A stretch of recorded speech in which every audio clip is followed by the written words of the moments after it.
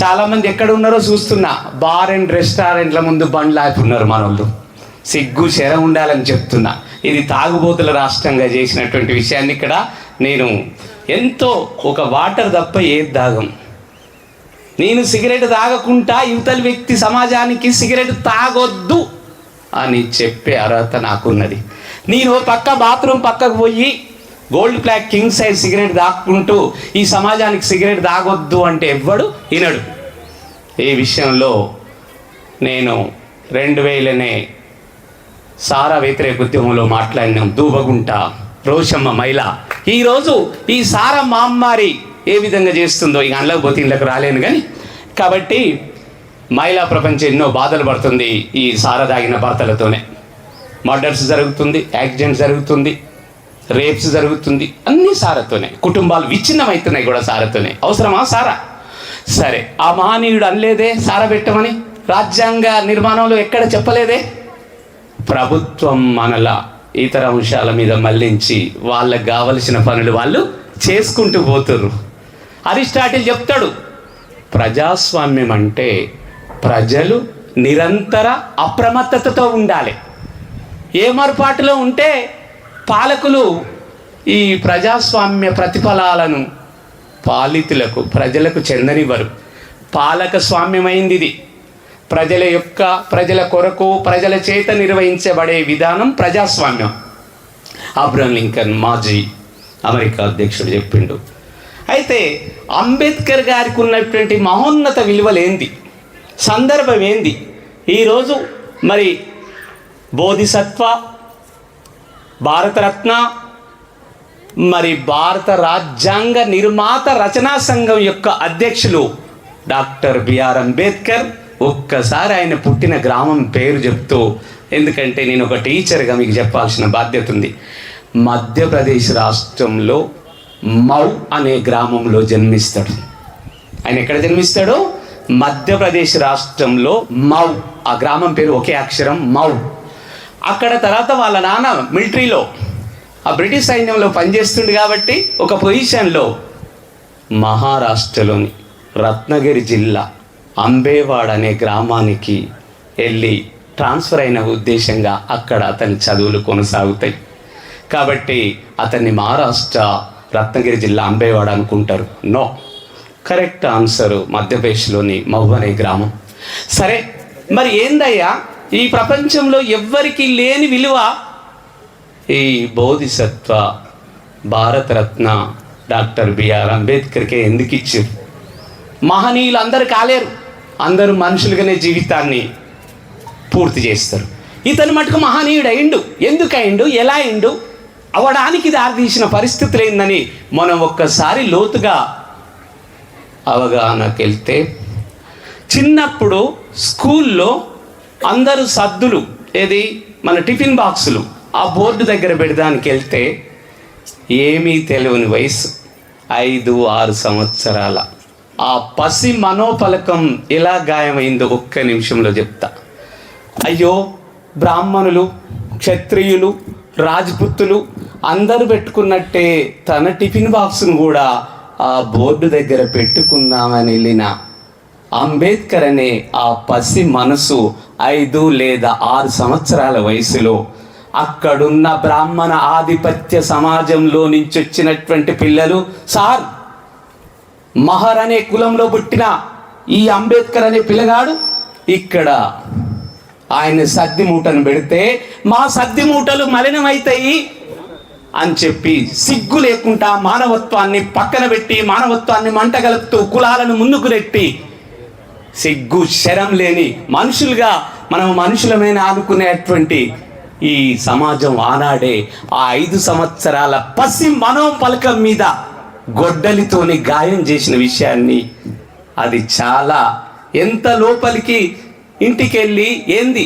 నేను ఏ కులంలో పెట్టినా, ఎవరి బ్రాహ్మణులు, ఎవరి క్షత్రియులు, ఎవరి రాజపుత్రులు, ఈ మనువాద సంస్కృతి బ్రాహ్మణ నొదుటి భాగం నుంచి బ్రహ్మ నొదుటి భాగం నుంచి బ్రాహ్మణులు, బ్రహ్మ భుజాల నుంచి క్షత్రియులు, బ్రహ్మ తొడల నుంచి వైశ్యులు. శూద్రులు అంటే మీరంతా అనుకుంటురు మాలా మాది కానీ తప్పు. ఆ ఆలోచన నుంచి బయటికి రాండి. అందరూ రెడ్డి, వెలమ, కమ్మ, నాయుడు, చౌదరి, తురక, దూదేకుల అన్ని కులాలు శూద్ర వంశమే. రెడ్డోళ్ళు ఎక్కువ కాదు, చౌదరీస్ అంతకంటే ఎక్కువ కాదు, కమ్మ ఎక్కువ కాదు, మనందరం శూద్రులమే. దీనికి మళ్ళీ ఏరే పంచములని చెప్తుర్రు, మేము శూద్రులమే.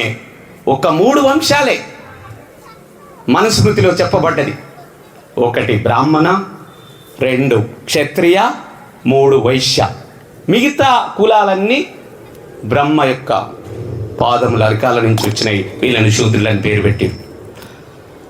ఆనాటి నుంచి ఈనాటి వరకు మరి జరుగుతున్న అన్యాయాలను ఒక్కొక్కటిగా, ఆ రోజు 5 సంవత్సరాల మనోపలకం, పసి మనోపలకం మీద గాయమైందే, అదే ఆ స్కూల్ వదిలిపెట్టిన తర్వాత బజార్లో పోతుంటే వర్షం వస్తుంది.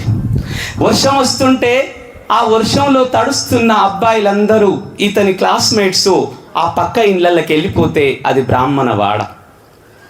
అందరినీ లోపలికి రానిచ్చి అంబేద్కర్ గల్వ ముందుకు రాగానే, డోర్ ముందుకు రాగానే డోర్లు పెట్టేసినటువంటి సిగ్గులేని సమాజంలో మనం నివసిస్తూ ఉన్నాం. ఎక్కడికి పోతుంది ఈ మనోపలకం మీద పడినటువంటి గాయమని మరొకసారి మనం మనన చేసుకోవాలి. ఎన్ని అవమానాలు, ఎన్ని అమానుషాలు, ఇలాంటివన్నీ ఎదుర్కొంటుంటే రాటు తేలుతుంది. అందరు అనుకుంటుర్రు అవమానపరిస్తే అంతటితో ఆగిపోతుందని. ఎంత బాల్ను, రబ్బర్ బాల్ను గోడకు మనం ఎంత వేగంతో కొడితే అదే స్పీడ్తో మళ్ళీ అది రివర్స్ వస్తుంది. అది అంబేద్కర్లో ఉన్నటువంటి గొప్పతనం. ఆ విధంగా ఆ అవమానాలను భరిస్తూ ఉన్నత చదువులు, ఆనాడు మరి పెద్ద పెద్ద జమీందారులు, జాగీర్దారులు, భూస్వాములు వీళ్ళు మాత్రమే ఇంగ్లాండ్ వెళ్ళి కేంబ్రిడ్జ్ యూనివర్సిటీలో బారిస్టర్ ఎట్ లా అంటే LLB, ఇప్పుడు మనం సింపుల్గా లా ఆఫ్ లిగమ్ బ్యాచిలరస్, LLB అంటే ఫుల్ ఫామ్. ఆ అడ్వకేటు వృత్తికి అవసరమైన ఆ చదువు చదవడానికి ఆయన్ని అక్కడికి వెళ్ళడానికి ఒక మహారాజా సహాయం చేస్తే అక్కడికి వెళ్ళి LLB పూర్తిగా చేసుకొని తర్వాత LLM చేసుకొని ఇంగ్లాండ్ దేశంలో కాదు 2 దేశాలలో చదివిండు, 2 యూనివర్సిటీలలో చదివిండు. ఒకటేమో ఇంగ్లాండ్, మన దేశాన్ని పరిపాలించినటువంటి Great Britain, UK, United Kingdom, దాని రాజధాని లండన్, అక్కడ కేంబ్రిడ్జ్ యూనివర్సిటీ. రెండోదేమో Columbia university, USA, United States of America, మనం అంతా ముద్దుగా పిలుచుకునే అమెరికా. ఈ 2 యూనివర్సిటీలలో దాదాపు 34 డిగ్రీలలో డీలిట్ కాంచి మొదలు పెట్టుకుంటే డాక్టరేట్ డిగ్రీలన్నీ చేసి ప్రపంచంలోనే అత్యధిక డిగ్రీలు కలిగిన విద్యావేత్తగా పేరు పొందినటువంటి వ్యక్తి డాక్టర్ బిఆర్ అంబేద్కర్. మరి అలాంటి వ్యక్తి అప్పుడు ఒక సమయం వచ్చింది, ఏందయ్యా భారతదేశానికి ఇప్పుడు మన తల్లమల్ల అన్న చెప్పినట్టు అక్కడికి సమస్య వచ్చింది. ఏమని? రాజ్యాంగాన్ని రచించే అంశం వస్తున్న క్రమంలో సైమన్ కమిషన్ వచ్చి దానికి కావలసిన ఏర్పాట్లు చేద్దామంటే 1927 సంవత్సరంలో ఇదే మనమంతా మహాత్మా గాంధీ అని పిలుచుకుంటున్న MK గాంధీ, మోహన్ దాస్ కరమ్ చంద్ గాంధీ వద్దు సైమన్ కమిషన్ గో బ్యాక్ అన్నాడు.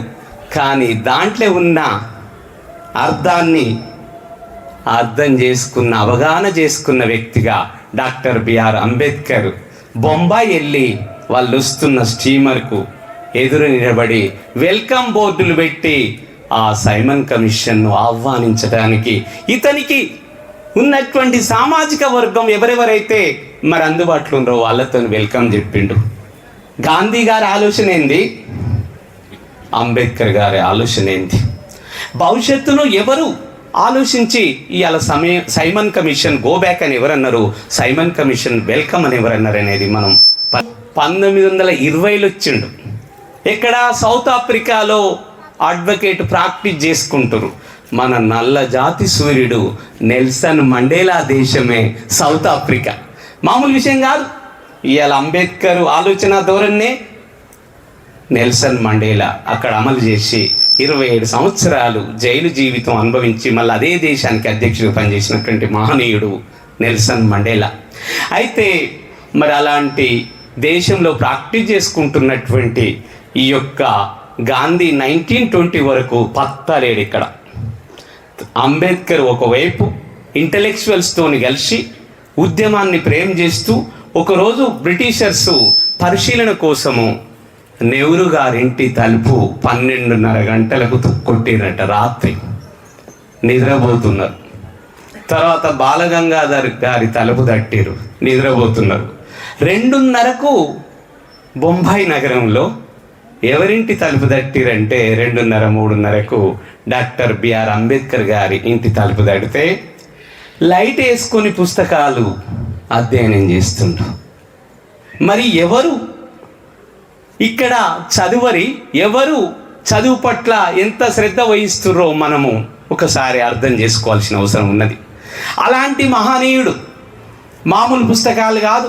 ఈ ప్రపంచంలో పెద్ద లైబ్రరీ ఏదంటే లండన్ లైబ్రరీ. లండన్ అనే నగరము మనం ఇప్పుడే చెప్పిన మీకు ఇంగ్లాండ్ దేశానికి రాజధాని నగరం. దాన్ని యూకే అంటారు, యునైటెడ్ కింగ్డమ్ అంటారు, ఇంగ్లాండ్ అంటారు, గ్రేట్ బ్రిటన్ అంటారు, ఇంగ్లీషోడు అంటారు, మన దేశాన్ని పరిపాలించినోడు. మరి అయితే ఆ లైబ్రరీలో రోజు ఒకే సీట్లో కూర్చునేదట అంబేద్కర్ గారు వెళ్ళి.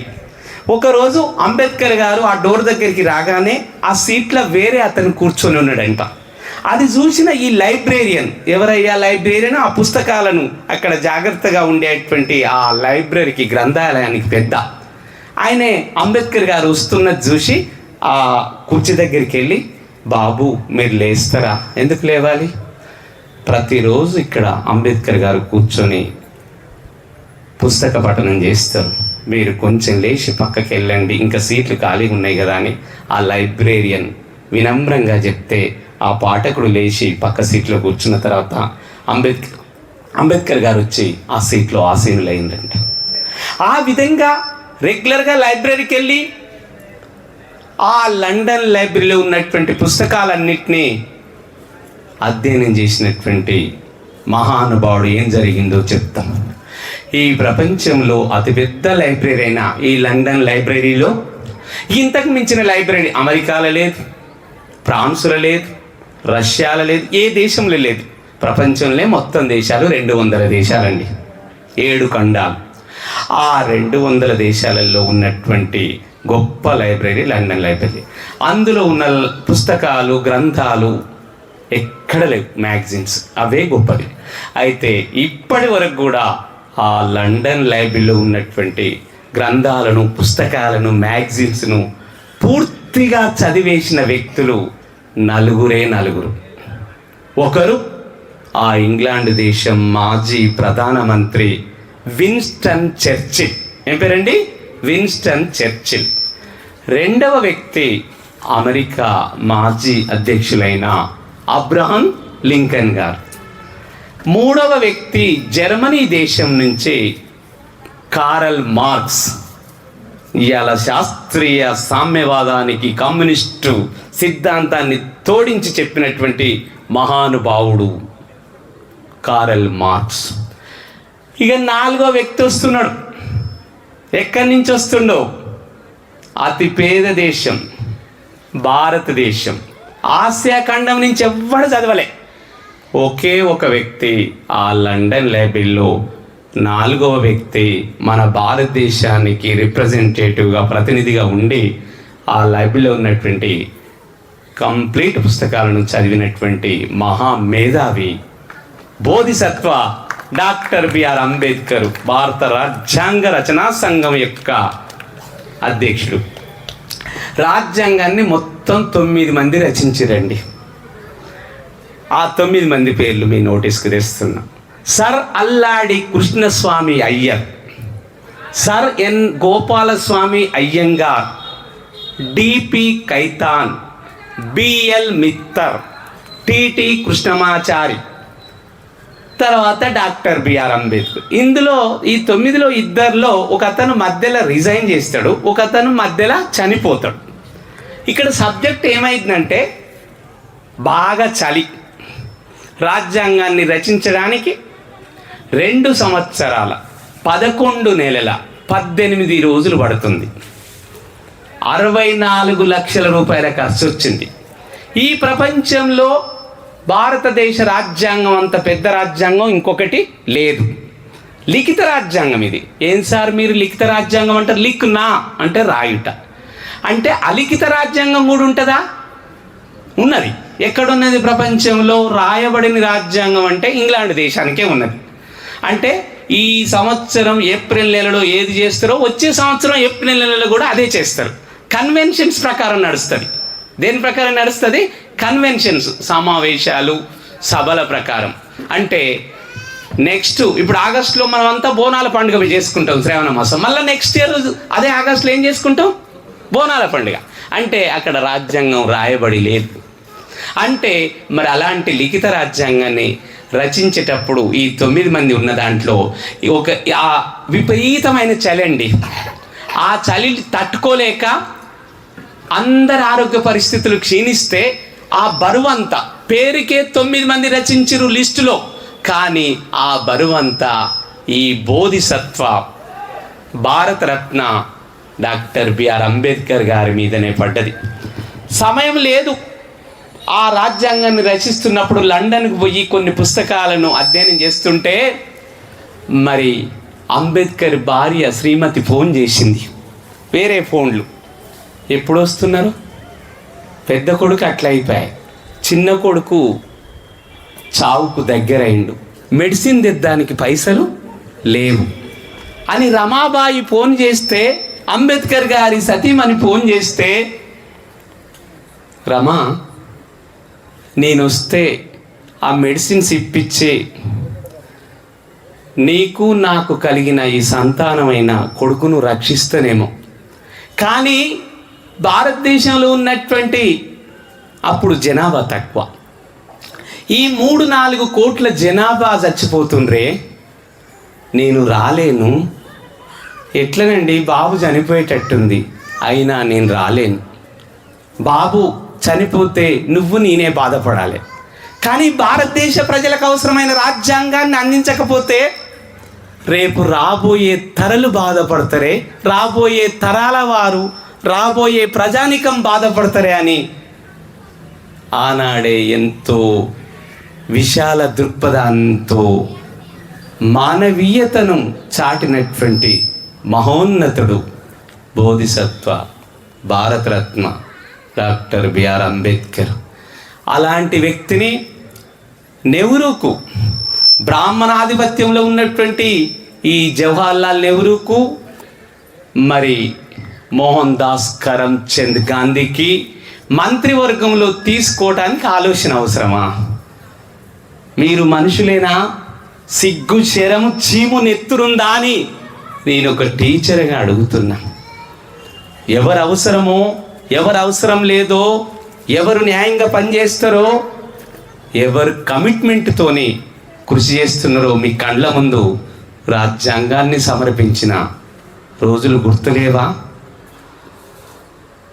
ఈ విధంగా మరి ప్రతి చోట అవమానాన్ని ఎదుర్కొని ఇలా పోస్టల్ బిల్లు జరిగేటప్పుడు డాక్టర్ బిఆర్ అంబేద్కర్ గారు న్యాయశాఖ మంత్రికి రాజీనామా చేయాలా? కార్మిక శాఖ మంత్రిగా పనిచేసి కార్మికుల జీవితాలలో వెలుగు నింపినటువంటి మహానుభావుడు డాక్టర్ బిఆర్ అంబేద్కర్. ప్రతి విషయంలో ఈరోజు ఓటు హక్కు వచ్చింది ఈ భారతీయుల అందరికంటే కారణ జన్ముడు బోధిసత్వ భారతరత్న డాక్టర్ బిఆర్ అంబేద్కర్. అప్పుడు ఎవరికి ఇద్దామనుకున్నారు ఓటు హక్కును? ఎవరికైతే 5 లక్షలు 10 లక్షల ఆస్తులు కలిగి ఉండి జమీందారులుగా, జాగీర్దారులుగా, భూస్వాములుగా ఉన్నటువంటి సంపన్నులకే ఓటు హక్కు కల్పించాలని నిర్ణయిస్తే మేమెటు పోవాలి? మాకు రిజర్వేషన్స్ కావాలి. 1932లో పూనా ప్యాక్ట్, ఏది షెడ్యూల్డ్ తరగతులకు రిజర్వేషన్స్. అప్పుడు గాంధీ నెహ్రూలకు ఇష్టం లేదు. ఏమంటాడు గాంధీ? ఎవరికి కావాలి? రిజర్వేషన్స్? ఒక ముస్లిమ్స్కు, సిక్కులకు కావాలి. ఈయన దానికి ఏం చేస్తాడు? అంబేద్కర్ గారు కోరితే వద్దని, మీరు మా నుంచి వేరు కాదు, మీరు మా హిందువులలో భాగమే. పిల్లని ఎత్తుకున్నట్టే ఉంది, పిర్రగిచ్చుడే. పిల్లని ఎత్తుకోవటం, పిర్రగిచ్చుడు. ఏందే ఏడుస్తుంది? నేనైతే ఎత్తుకున్నా, నాకేం తెలుసు? ఎత్తుకోవటం బయటికి కనపడుతుంది, పిర్ర మాత్రం గిచ్చుతున్నాం. అడుగడుగున మానసిక క్షోభకు గురి చేసి మా పెద్దరికాన్ని కాపాడుకుంటున్నాం. ఎవరు గమనించరు? ఎందుకు గమనించరు? అందరికీ నాలెడ్జ్ ఉంది కాబట్టి. ఇక్కడ హుసేన్ గారు చెప్పమన్నారు, రాజ్యాంగంలో ఇంకా ముందు వివరించమన్నారు. రాజ్యాంగం వివరిస్తూ ఇలాంటి వేణుగారు మాట్లాడుతూ ఒక మాట అన్నాడు. ఆచరణాత్మకమైన అంబేద్కర్ ఆలోచనను సమాజంలోకి తీసుకెళ్ళినప్పుడే, మరి ఈరోజు ఇది బాగుంది, కానీ తెల్లారి మర్చిపోతే బాగుండదు. ఆయన ఆశయాలను, ఆయన ఆలోచనను ఒక పక్క మరి తల్లమల్ల హుసేన్ గారు చెప్తున్నారు. ఎక్కడ మన ఐక్యత? ఎటు పోతున్నాం? మనుషులు కలవడం కాదు, మనసులు కలవాలి. ఏం కలవాలి? మనసులు కలవాలి. మరి ఆ మానవత్వం వెళ్ళి విరవాలంటే ఆ మహనీయుడు చెప్పినట్టు ఆయన యొక్క ఆశయాలను ముందుకు తీసుకుపోవాలంటే మనందరం ఏదో అంబేద్కర్ జయంతి, ఈ ఏప్రిల్ నెలకు ఒక ప్రత్యేకత ఉన్నది. ఏప్రిల్ 5వ తారీఖు బాబు జగజ్జీవన్ రావు గారి జయంతి. ఏప్రిల్ 11వ తారీఖు మరి ఎవరు మామూలు వ్యక్తి కాదు, మహాత్మా జ్యోతిరావు పూలే జయంతి. ఏప్రిల్ 14వ తారీఖు మరి ఈ బోధిసత్వ డాక్టర్ బిఆర్ అంబేద్కర్ గారి జయంతి. అందుకనే ఈరోజు ఉస్మానియా యూనివర్సిటీలో నిజాం కాలేజీలో కూడా పొద్దున రమణాచారి గారు ఫోన్ చేసి ఇంకెళ్ళలేదా అంటే మహనీయుల జయంతి ఉత్సవాలలో అక్కడ మాట్లాడినా. అయితే నేను అనేది ఒకటే అంటున్నా, మహనీయులు కాన్షీరామ్ గారు ఎంత బాధపడ్డాడో తెలుసా? 100కి 85% ఉన్న మనం, అందుకనే మనం ఏనుగు. బహుజన్ సమాజీ పార్టీ గుర్తు ఏంటిది? ఏనుగు. 85% మనం ఉంటాము, అగ్రవర్ణాల వాళ్ళు 15% ఉంటారు. 15% ఉన్నోళ్ళు పల్లకిలో కూకుంటున్నారు. కూర్చోబెడుతున్నది ఎవరు? మనమే. అనైక్యత ఎవరి మధ్యనుంది? మన మధ్యనే ఉంది. కడుపు దించుకుంటే కాళ్ళ మీద పడుతుంది. ఎటు పోతుంది ఐక్యత? రెడ్డి దొరవారు రాగానే జానకిరెడ్డి సార్ వచ్చిండట, పిలిచిండు పోదాం. మరి మనోన్ని ఏడ వదిలిపెడదాం? జానకిరెడ్డి సార్ కాడిపోతే మనోన్ని ఏడ వదిలిపెడదాం? వీళ్ళు ఎవరి కొరకు కష్టపడుతున్నది? హుసేన్ గారు, నాగయ్య గారు చెప్తున్నారు, న్యాయం కావాలి. రమణాచారి గారు అన్నారు, ఏ ఆశయాల కొరకు ఈరోజు రిజైన్ చేసిండు డాక్టర్ బిఆర్ అంబేద్కర్ కేంద్ర మంత్రి పదవిని?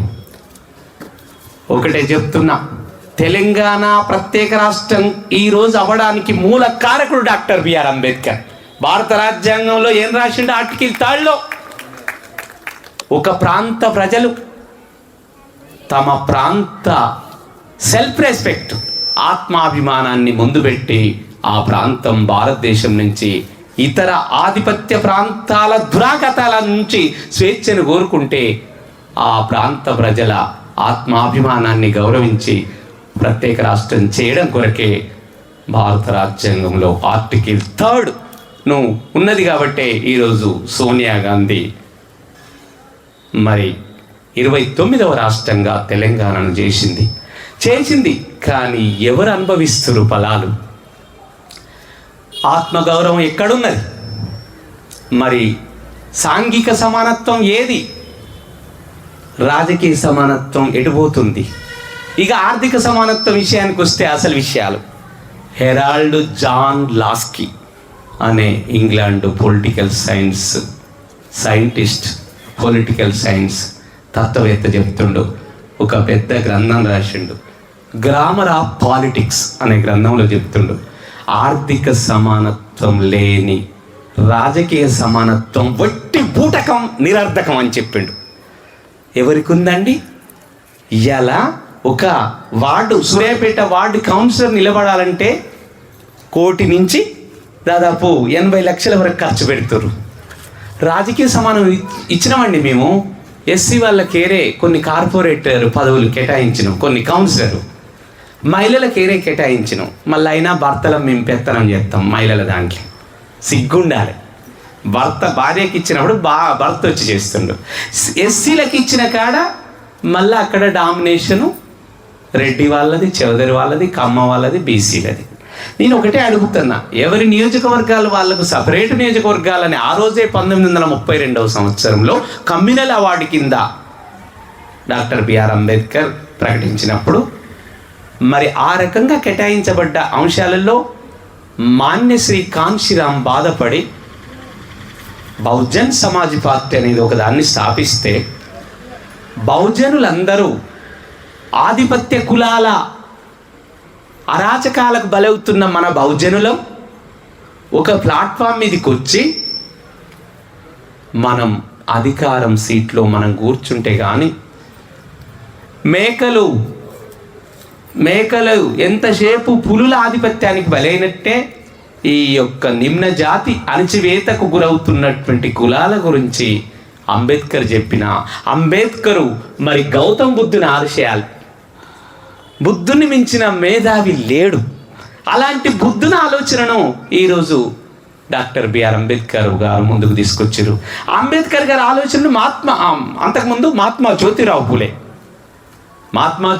పూలే ఒక పూలు అమ్ముకునే పూల వ్యాపార కుటుంబంలో పుట్టినటువంటి వెనుకబడిన తరగతి కులంలో పుట్టినందుకు ఒక బ్రాహ్మణుడు తన క్లాస్మేటు బొంబాయి నగరంలో ఆ క్లాస్మేటు తన మ్యారేజ్కి ఆహ్వానం పంపితే మహాత్మా జ్యోతిరావు పూలే ఆ మ్యారేజ్ ఊరేగింపులో బ్రాహ్మణుల ఊరేగింపులో ఉంటే అప్పుడున్న ఈ బ్రాహ్మణ ఆధిపత్య కులాలు, ఏమ్రా నువ్వు మా బ్రాహ్మణులతో పాటు నడుస్తావురా అని కిర్రు చెప్పులు అంచుదోతులు కట్టుకున్న బ్రాహ్మణ సమాజం వెలివేసింది ఆ మహాత్మా జ్యోతిరావు పూలేను. ఆ పూలే 1890 సంవత్సరంలో చనిపోతే 1891 సంవత్సరం ఏప్రిల్ 14వ తారీఖున ఎవరు జన్మించారు? డాక్టర్ ఆమె సావిత్రిబాయి పూలే. పిల్లలు పుట్టొద్దని ఆపరేషన్ చేసుకొని ఇవాళ మొట్టమొదటి మహిళా ఉపాధ్యాయురాలు ప్రపంచంలో మన భారతదేశంలో ఎవరంటే సావిత్రిబాయి పూలే. మరి అలాంటి ఆలోచన ధోరణులను ఎవరు ముందుకు తీసుకొచ్చారంటే డాక్టర్ బిఆర్ అంబేద్కర్. ఆ డాక్టర్ బిఆర్ అంబేద్కర్ ఆలోచన ధోరణి ఎవరు ముందుకు తీసుకొచ్చారంటే మాన్యశ్రీ కాన్షీరామ్. ఆ కాన్షీరామ్ ఆలోచనను మనం తీసుకుపోవడానికి బెహెన్జీ ఎవరు? బెహెన్జీ అంటే చెప్తాలే, మాయావతి గారు. మరి అక్కడ తీసుకుపోతుంటే మన మహిళలు ఏం చేస్తున్నారు, మన పురుషులు ఏం చేస్తున్నారు? ఐక్య వేదికకు రమ్మంటే ఎందుకు రావట్లేరు మీరు? మరి వాళ్ళు కష్టపడుతున్నారు. మనమంతా ఒకటైదాం. మన పరిపాలనను మనం నిర్వహించుకుంటేనే. మేకల చరిత్రను పులులు రాయవు. మేకలంతా సమావేశమై రాసినప్పుడే ఆ ప్రతిఫలాలు మనం అనుభవించగలుగుతామని బోధిసత్వ భారతరత్న డాక్టర్ బిఆర్ అంబేద్కర్ గారు చెప్తున్నారు. మరి ఆయన చెప్పినటువంటి సాంఘిక సమానత్వం, సామాజిక అణచివేత జరుగుతుంది. కొంచెం నాలెడ్జ్ ఉంటే ఇలాంటి వాళ్ళను పైకి రానియొద్దనే కొన్ని ఆధిపత్య బ్రాహ్మణీయ సమాజాలు చేస్తున్నారు. వాళ్ళను భావజాలం ఉన్నోళ్ళను వ్యతిరేకిద్దాం, కానీ ప్రతి ఒక్కరిని వ్యతిరేకించి అందరికీ కంటవుడు కాదు. కులం పునాదుల మీద ఏ రీతిని కానీ ఏ జాతిని కానీ నిర్మించలేమని డాక్టర్ బిఆర్ అంబేద్కర్ గారు ఇనిహిలేషన్ ఆఫ్ క్యాస్ట్ అంటే కుల నిర్మూలన అనే గ్రంథంలో చాలా స్పష్టంగా చెప్పిండు. లేని కొత్త పంచాయతీలు తెస్తున్నారు. కులం కాదురా నాయన, గుణం ముఖ్యం అని చెప్తున్నాం. మీరందరు రండి. నాకు తెలియదు, నేను రెడ్డి కులంలో పుడతా, ఆరుట్ల నరసమ్మకు ఆరుట్ల వెంకరెడ్డికి అని నాకు తెలుసు. ఆ పుట్టేటప్పుడు తెలియదు. గుణం కావాలి. హసేన్ గారు గుణం. ఇక్కడ గుణాన్ని తీసుకొని వాడెవడో చేసిండు, మా తాతలు తేనెలు తాగిర్రు, వాళ్ళ మూతులు మీన్ నాక్తం అనేది కాదు. ఇప్పుడున్నటువంటి సమాజంలో మన కులం నుండి పెత్తనం చేసేటోళ్ళు ఉన్నారు. అది గమనించి పెత్తనాలు వద్దు, ఈగోలు వద్దు. ప్రతి మనిషిలో సైకాలజీ ప్రకారం 3 అంశాలు ఉంటాయి: ఇడ్, ఈగో, సూపర్ ఈగో. ఇవి విడనాడాలి. ఆ హసేన్ గారు వచ్చి పిలిస్తేనే పోతా సమావేశానికి, నాకు ఫోన్ చేయలేదుగా. ఇది కాదు కావాల్సింది. అంబేద్కర్ హసేన్ గారి ఒక్కరికి సంబంధించిన వ్యక్తా? మనందరికి సంబంధించిన వ్యక్తి కాడా? మరి ఈ సమాజంలో ఉన్న ఈ దురాలోచనలను, ఈ దురాగతాలను ఎండగట్టడం కొరకు ఆయన ఎంత కష్టపడి, మరి నా జాతికి ఈరోజు స్వేచ్ఛ లేదే, నా జాతి ఆ రూలింగ్ క్లాసులో ఎన్నడు ఉంటుందో, ఎన్నడు ఓటింగ్ చేసే క్లాసులనే ఉంటుంది అని ఆయన బాధపడ్డాడు. మరి ఆ బాధకు నిజమైన ఆలోచనను జోడించి మనం ఆయన ఆశయాలను ముందుకు తీసుకుపోవాలి. ఇప్పుడే పీఠిక, భారత రాజ్యాంగ పీఠిక మీద ప్రమాణం చేసినాం. ఏమని? మరి సాంఘిక న్యాయం కావాలని రాసిండు. సామాజిక న్యాయం ఉంటుందా? ఆ సామాజిక న్యాయం తర్వాత ఆర్థిక న్యాయం, ఆర్థిక స్వేచ్ఛ జీరో. ఎందుకు? ఆర్థికంగా కొంతమంది కోటాను కోట్లకు పడగలెత్తి అంబానీలు, ఆదానీలు, టాటాలు, బిర్లాలు 24 గంటలు పనిచేసిన ఆకాశమే అద్దుగా 5 ఏళ్ళు ఒక్కసారి కూడా నోట్లకు పోతలేవు. ఈ అసమానతలను మరి రూపుమాపాలని చెప్పినటువంటి మహానుభావుడు డాక్టర్ బిఆర్ అంబేద్కర్ ఈ సామాజిక అణచివేతను, లౌకిక తత్వాన్ని, సెక్యులరిజాన్ని, సామ్యవాదాన్ని, డెమోక్రసీ అనే ఒక గ్రీకు పదం నుంచి డెమోక్రసీ, డెమోస్ అంటే ప్రజలు, క్రసీ అంటే శక్తి, శక్తి అంటే అధికారం, అంటే ప్రజల యొక్క అధికారమే ప్రజాస్వామ్యం. ప్రజాస్వామ్యం అంటే ప్రజలే స్వాములు, పాలకులు కాదు స్వాములు, పాలకులు సేవకులు, ప్రజలే ఇక్కడ స్వాములు, ప్రభువులు. అలా ఉండవలసిన చోట ఎంఆర్ఓ ఆఫీస్కి పోయి క్యాస్ట్ సర్టిఫికేట్ కావాలని నిల్చుంటే ఇప్పుడు రాడిపోయా ఎంఆర్ఓ అని ఆడ గేట్ కీపర్ అంటున్న పరిస్థితి. మరి దానికి సమాధానం ఏది? మనందరిలో ఐక్యత లోపించింది. ఈరోజు మనందరము ఈ యొక్క స్వేచ్ఛ, స్వాతంత్రాలు, ఓటు హక్కులు అనుభవిస్తున్నామంటే దానికి కారణం మన ముందున్నటువంటి మహనీయులు. ఈ మహనీయుల ఆశయాలను పెట్టుకొని చూద్దాం టీవీలలో. ఈ మహనీయుల అడుగుజాడల్లో నడవాలంటే మనం మనసిప్పి మాట్లాడుకొని ఒకరింటికొకరం పోదాం. Man is a social Animal. మానవుడు సంఘజీవి. ఈ ప్రిస్టేజ్, గ్రిస్టేజ్, డిగ్నిటీ ఆఫ్ లేబర్ పక్కన పెట్టండి. ఈ బతికే 100 సంవత్సరాలలో అవి పెట్టుకొని ఆ హసేన్ గారితో నేను మాట్లాడా, నాతోని ఇంకొక ఆయన మాట్లాడా, ఇంకోరు మాట్లాడా, ఈ భేషజాలతోని ఏం జీవితాలు ఇవి? కాబట్టి ఇప్పటికైనా అలాంటి మహనీయుల యొక్క జయంతి ఉత్సవాలను, మరి ఆయన బర్త్డే, ఆయన పుట్టిన ఏప్రిల్ 14ను వరల్డ్ నాలెడ్జ్ డే అంటే ప్రపంచ విజ్ఞాన దినోత్సవం, ప్రపంచ జ్ఞాన దినోత్సవం అని జరపడానికి మనమంతా ఈ 200 దేశాల మీద పెద్దన్న పాత్ర పోషించే ది యునైటెడ్ నేషన్స్ ఆర్గనైజేషన్స్ అంటే ఐక్యరాజ్య సమితి అనేది ఉన్నది, ఒకటి అంతర్జాతీయ సంస్థ. ఆ సంస్థ సాధారణ సభ సమావేశమైంది 2016 సంవత్సరంలో. అయ్యా, ఈ ప్రపంచంలో ఎవరు జ్ఞానవంతులు, ఎవరు ఎక్కువగా నాలెడ్జి ఉన్న వ్యక్తి అనే అంశాన్ని నిర్ధారించడం కోసం ఆ ఐక్యరాజ్య సమితి యొక్క సాధారణ సభ సమావేశమైంది. ఆ సమావేశంలో పెద్దన్న పాత్రను చేతిలో పెట్టుకుని, కీలు బొమ్మలా పెట్టుకుని అమెరికా ముందుకొచ్చింది.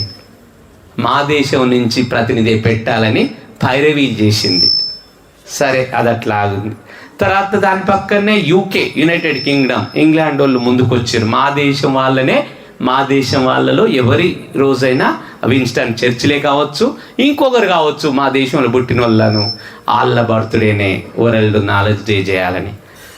అమెరికా, ఇంగ్లాండ్, ఫ్రాన్స్, జర్మనీ, ఇట్లా యూరప్ ఖండ దేశాలతో పాటు కొన్ని ఆసియా ఖండ దేశాలు కూడా ముందుకొచ్చినాయి.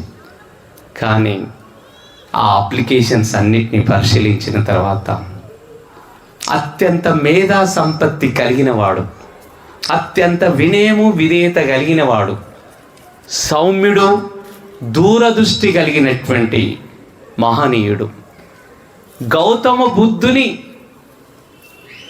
ఆలోచనలను సమాజంలోకి తీసుకుపోయినటువంటి మేధావి డాక్టర్ బిఆర్ అంబేద్కర్ గారు జన్మించిన ఏప్రిల్ 14వ తారీఖే వరల్డ్ నాలెడ్జ్ డే అని ఐక్యరాజ్య సమితిలోని జనరల్ అసెంబ్లీ డిక్లేర్ చేసింది 2016వ సంవత్సరంలో. ఆ రోజు నిజంగా ఇప్పుడు తల్లమల్ల హసేన్ గారు చెప్పినట్టు ఎక్కడ డాక్టర్ బిఆర్ అంబేద్కర్ గారి బర్త్డేని ఏప్రిల్ 14 అని జరిపింది తప్ప వరల్డ్ నాలెడ్జ్ డే అని మాత్రం సూర్యాపేటలోని కుడకుడ గ్రామంలోనే జరిపిరనే విషయాన్ని మీ హర్షధ్వానాల మధ్య, మీ కరతాళ ధ్వనుల మధ్య చెప్తున్నా నేను. మరి అలాంటి చైతన్యవంతమైన ఈ సూర్యాపేట కుడకుడ ప్రతి దాంట్లో చైతన్యమే, ప్రతి దాంట్లో ముందు వరుసలోనే. ఇప్పుడు పనికిరాని విషయాలు పేపర్ మీద వచ్చి పరిపక్వత చెందిన విషయాలు పక్కకు పోతున్నాయి. సిరికొండ గ్రామంలో పుట్టినటువంటి ఉప్పుల మల్సూరు ఎంత నీతివంతమైన శాసనసభ్యునిగా పేరు పొందిందంటే, ఆంధ్రప్రదేశ్లో ఉన్న 294, అప్పుడు ఆంధ్రప్రదేశ్, ఇప్పుడు తెలంగాణ 117 అయింది. 294 నియోజకవర్గాలలో సూర్యాపేటకు గొప్ప పేరు వచ్చింది. ఎలా? 5 సార్లు 4 సార్లు MLA, member of legislative assembly, శాసనసభ్యునిగా ఎన్నికైన ఉప్పుల మల్సూరు ఒక్క రూపాయి కూడా కరప్షన్ చేయకుండా తనకిచ్చిన జీతము భత్యము తన కుటుంబ పోషణకు ఉంచుకొని నియోజకవర్గ అభివృద్ధికి కేటాయించిన నిధులన్నిటినీ, ఈ సూర్యాపేట నియోజకవర్గంలో 125 గ్రామాలు ఉన్నాయి. ఈ 125 గ్రామాలు తాండాలకు కేటాయించి 4 టైమ్స్ 4 సార్లు సూర్యాపేట శాసనసభ్యునిగా ఎన్నికై ఆఖరికి తనకున్న 2 గుంటల స్థలాన్ని ప్రభుత్వ పాఠశాలకు దానం ఇచ్చినటువంటి మహనీయుడు మరి ఉప్పుల మల్సూర్ గారని మరి ఏ రెడ్డి ఆయన ఇయ్యలేదే, ఏ వెలుమ ఆయన ఇయ్యలేదే, ఏ చౌదరి ఇయ్యలేదే, ఉప్పుల మల్సూర్ ఇచ్చాడు. నెక్స్ట్ ఎడ్ల గోపయ్య గారు 2 సార్లా ఒకసారి ఎడ్ల గోపయ్య గారు ఎంత మహా ఉదాత్త స్వభావుడంటే, అంబేద్కర్ గారి ఆలోచనలతోని సూర్యాపేట నియోజకవర్గానికి సుసంపన్నం చేయడంలో, అయ్యా అసెంబ్లీలో ఏ తీర్మానం చేస్తారో సూర్యాపేట నియోజకవర్గానికి ఎన్ని లక్షల ఫండ్స్ ఆనాడున్న పరిస్థితులలో అది తీసుకొచ్చి సూర్యాపేట జిల్లా నియోజకవర్గ కేంద్రంలో విలేకరుల సమావేశం పెట్టి ఈ నియోజకవర్గంలో ఉండబడినటువంటి 125 గ్రామాలు, గిరిజన తాండాల అభివృద్ధికి రోడ్లు, తర్వాత నీటి పారుదల, త్రాగునీరు, సాగునీరు కేటాయించినటువంటి మహానుభావుడు ఎడ్ల గోపయ్య గారు. వాళ్ళు చేసిండ్రే, మనం ఎందుకు చేయలేము? ప్రతి మనిషి చేయగలుగుతాడు. నాలెడ్జ్లో అందరూ సమానమే. జానకి రెడ్డి సార్ ఎక్కువ కాదు. నా పిహెచ్డి చదవాలని మా అమ్మ నాటేసేది. మేము రెడ్డి కులం అయినా మా అమ్మ ఉరికోత మేస్తుంది. ఏదో నూతన కళ్ళు పోతే అప్పుడు ఇంత రాతండి టిఫిన్లు ఎరికే కదా మీకు, ఇంత సలన్నం పెట్టి కొడక ఇంత మామిడికాయ తొక్కు 3-4 సంవత్సరాలు, ఏపురికో 2 సంవత్సరాలు, దోసొరుగుల కూర అవి తిని ఈరోజు ఈ స్థాయికి వచ్చిన. నా లెక్కనే ఇవి అలా హసేన్ అన్న కావచ్చు, నాగన్న కావచ్చు, వేనన్న కావచ్చు, రావిరాల బక్కన్న కావచ్చు, ఇంకా మనోళ్ళందరూ మరి ఏడిండ్ల అశోక్ కావచ్చు, మొన్న పిండిగా అశోక్ కావచ్చు, రమణాచారి కావచ్చు, మరి నీల అశోక్ కావచ్చు, నీల శ్రీనివాస్ కావచ్చు. నేను ఒకటే మాట అంటున్నా, జీవితాలు ఎక్కడ నలుగుతాయో, ఎక్కడ అణచివేతకు గురైతాయో, ఎక్కడ ఒత్తిడికి గురైతాయో వాళ్ళే రాటు తేలుతారు. పుట్టగానే పరుగులు పడడం కాదు. ఇబ్బందులకు గురైన జీవితాలే మరి వెలుగును ప్రసాదిస్తాయి. ఎట్లా? దీనికి ఉదాహరణ మనం కాదు. 5 సంవత్సరాల మనోపలకం మీద నువ్వు ఇక్కడ పెట్టొద్దు, నీ సద్దిమూటను ఇక్కడ పెట్టొద్దని ఆ టీచర్ మీద గొడవ చేసిన పిల్లలు ఉన్నారే, ఏదైతే బ్రాహ్మణులు, ఏదైతే రాజపుతులు, ఏదైతే క్షత్రియులు ఉన్నారే, ఆ రోజే అంబేద్కర్ గారి చిన్న మనసుకు ఓ గొడ్డలి పెట్టలాగా గాయమైందనే విషయాన్ని మనం మర్చిపోవద్దు. ఆ గాయపడ్డ ఆ చెప్పులు కుట్టిన చేతులే భారత రాజ్యాంగానికి. మరి ఎంతో మంది బారిస్టర్ చదివిరు, ఎవ్వరు భారత రాజ్యాంగాన్ని రాయడానికి తన భుజాల మీద వేసుకోవడానికి ముందుకు రాలేదే. ఆనాడు మరి అనేక రాజవంశాలు ఉన్నాయి, అనేక సంస్థానాధీశులు ఉన్నారు. వీళ్ళందరూ కూడా బారిస్టర్ ఎట్లా చదివిరు. మరి ఎవరు ముందుకు రాలేదే? అంబేద్కర్ గారే ముందుకు వచ్చిరే. అదే చొరవ తీసుకోవడం అంటే. ఆ సామాజిక చైతన్యం కింది కులాలలో ఎక్కువ ఉంటుంది. దాన్ని ఇప్పుడు ఇతర విషయాలకు మళ్ళీ ఇచ్చి తక్కువ చేసుకుంటున్నాం. ఇప్పటికీ అదే ధోరణితోని ఆ సామాజిక న్యాయం కోసం, ఆ సాంఘిక దురాచారాల నిర్మూలన కోసం, ఆర్థిక సమానత్వం కోసం, రాజకీయ సమానత్వం కోసం, రాజకీయ స్వేచ్ఛ కోసం, ఆర్థిక స్వేచ్ఛ కోసం, మరి సర్వసత్తాక ప్రజాస్వామ్యం కోసం, సామ్యవాద భావాలు గల భారతదేశ నిర్మాణం కోసం ఇప్పటిదాకా కొంతమంది అనుకున్నట్టు పేపర్లు వచ్చినట్టు ఎవ్వడు మార్చలేడు రాజ్యాంగాన్ని. నా భూతో నా భవిష్యత్తు ఇదే ఉంటుంది రాజ్యాంగం. డాక్టర్ బిఆర్ అంబేద్కర్ గారు రాసిన రాజ్యాంగం ఉంటుంది. ఇంకో కొత్త రాజ్యాంగం ఎవడు రాయలేడు. ఇంకా మళ్ళీ కొత్త రాజ్యాంగం రానే రాదు. మేము ఈ విధంగా చెప్పగలుగుతున్నాం. నేను ఒక పొలిటికల్ సైన్స్ టీచర్గా ఉస్మానియా యూనివర్సిటీలో పనిచేస్తున్నా.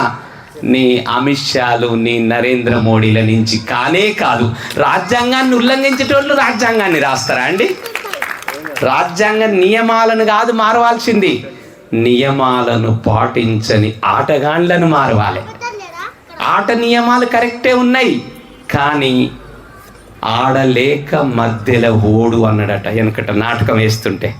వీడు సరిగా ఆడరాక మధ్యలకు రంధ్రం పడ్డా అదే సరిగా మధ్యలో కొడతలేవు అన్నట్టే. నేను మంచిగానే కొడుతున్నారా, నువ్వు అడుగు కరెక్ట్ వేస్తలేవు అన్నట్టు. ఆట నియమాలు కరెక్టే ఉన్నాయి, రాజ్యాంగం కరెక్టే ఉంది. అంబేద్కర్ గారు తరతరాలను ఆలోచించి ఆ ఎముకలు కొరికే చలిలో రాసిండు. ఇద్దరు, ఒక అతను ఆరోగ్యం క్షీణించింది, ఇంకొక అతను అసలే చనిపోయిండు. ఇప్పుడు నేను చెప్పిన పేర్లల్లా మధ్యలో ఇద్దరిని తీసుకొని మొత్తం 9 మంది అని చెప్పిన. సరే, మరి అలాంటి ఆ 9 మంది కూడా న్యాయవాదులే, అందరూ బారిస్టర్ ఎట్లా చదివిన వాళ్ళే. భారత రాజ్యాంగం న్యాయవాదుల స్వర్గం. ఇప్పుడు హసన్ గారు ఏదైతే కోర్టులో మరి చేస్తుండో ఆ న్యాయవాదం, అలాంటి బారిస్టర్ ఎట్లా చదివినటువంటి ఆ న్యాయవాద వృత్తిని స్వీకరించిన వాళ్ళే ఇక్కడ రాజ్యాంగాన్ని రచించారు. మరి అలాంటి చదువులకై, మీ పిల్లల భవిష్యత్తుకై మీరు ఇక్కడ అనుభవిస్తున్న ప్రతిఫలాలు మొత్తం డాక్టర్ అంబేద్కర్ కొనసాగించనా ముగించేస్తా అనుకున్నా. అది వచ్చిందా? 5 minutes. ఇప్పుడే నా క్లాస్మేటు చదివాల పెరమయ్య గారి కుమారుడు మల్లయ్య గారు వచ్చారు, మా రావణగూడమే వారిది. అవునవును. ఈ విధంగా నేను చెప్తున్నా, ఇక్కడున్న వాళ్ళంతా నేను బాధపడుతున్నా, ఇంకెవరన్నా మాట్లాడితే బాగుండని నేను మధ్యలో లేచి అన్నకాడికి ఇద్దరికి వచ్చి చెప్పిన, మీరు ఎవ్వరు డిసప్పాయింట్ కావద్దు, ఇంకోసారి పొద్దుగాల పెడదాం సమావేశం, జర అందరూ రాయి, అందరూ వస్తే అందరికి మాట్లాడే అవకాశం ఇద్దాం. ఈ సినిమాలు, ఈ టీవీలు, ఈ సీరియళ్ళు, అత్తగోడలు పంచా పెట్టుకునే సీరియళ్ళు, భర్తకు అన్నం పెట్టకుండా భార్యను చేసే సీరియళ్ళు, భర్తతో సరిగా మాట్లాడకుండా భార్యను దూరం పెట్టే సీరియళ్ళు, సిగ్గు ఎగ్గు ఉండాలి. ఓ మంత్రాలు చూపిస్తాడు ఇంకొక సీరియలోడు, అవన్నీ కట్టిపెట్టండి. మహనీయుల ఆదర్శాలను ముందుకు తీసుకుపోదాం మన పిల్లల భవిష్యత్తుకై. మరి బాబు జగజీవనరావు గారు కావచ్చు, మరి డాక్టర్ బిఆర్ అంబేద్కర్ గారు కావచ్చు, గౌతమ్ బుద్ధుడు, మహాత్మా జ్యోతిరావు పూలే, సావిత్రిబాయి పూలే, మరి మన పెరియార్ రామస్వామి నాయకర్, తర్వాత ఇంకా మన ఉప్పుల మల్సూర్, మన ఎడ్ల గోపయ్య, మన ఆదర్శాలు, వాళ్ళు చెప్పినటువంటి ఆశయాలను మన పిల్లలకు చెప్తూ, ఒక్కరి పిల్లలు ఒకరికి పరిచయం లేరు. ఇలా హస్సేన్ గారి కుమారుడేనా, మనవాడు. నేను అంటున్నా, ఈ మధ్యన ఆత్మీయ సమ్మేళనాలు జరుగుతున్నాయి, ఎవరికి వారు యమునా తీరన్నట్టు నివసిస్తారు. చాలా తప్పది. మీరు ఫంక్షన్ పోతే ఒక్కరిద్దరు కాదు, కుటుంబం అంతా పోవాలి. వండటానికి చెప్పు, అరే మా ఇంట్లో ఫంక్షన్ అయితే మొత్తం అంతా మీరు అది భర్త వస్తాడు, భార్య ఇంట్లో ఉండాలి, ఇదంతా వద్దు. ఎందుకంటున్నంటే కర్సెట్లైన్ వచ్చింది, పరిచయం కావాలి. ఎవరి కొడుకు ఎవరో, ఎవరి బిడ్డ ఎవరో, ఎవరి మనవరాలు ఎవరో తెలియకుండా ఈ సమాజం ముందుకు పోతుందని హైదరాబాద్ అప్పుడే ఆత్మీయ సమ్మేళనాలను పెట్టుకుంటారు కుటుంబాల వారిగా. కాబట్టి అందరు కలవండి, ఒక్కొక్కరిలో నాలెడ్జ్ ఉంటుంది, ఎక్స్చేంజ్ చేసుకోండి. నాలెడ్జ్ని ఏం చేసుకోవాలి? ఎక్స్చేంజ్ చేసుకోవాలి. నేనే గొప్ప కాదు, అవన్నీ పక్కన పెట్టండి. మానవత్వాన్ని ముందు పెట్టి, మతాలను కులాలను వెనుకకు నెట్టి, మహనీయుల ఆదర్శాలను మీరు ముందు తరానికి బోధిస్తారని ఆశిస్తూ, నాకు ఇచ్చిన ఈ అవకాశాన్ని ఉపయోగించుకున్నందుకు మీ అందరికీ కృతజ్ఞతలు చెప్తూ ముగిస్తున్నాను.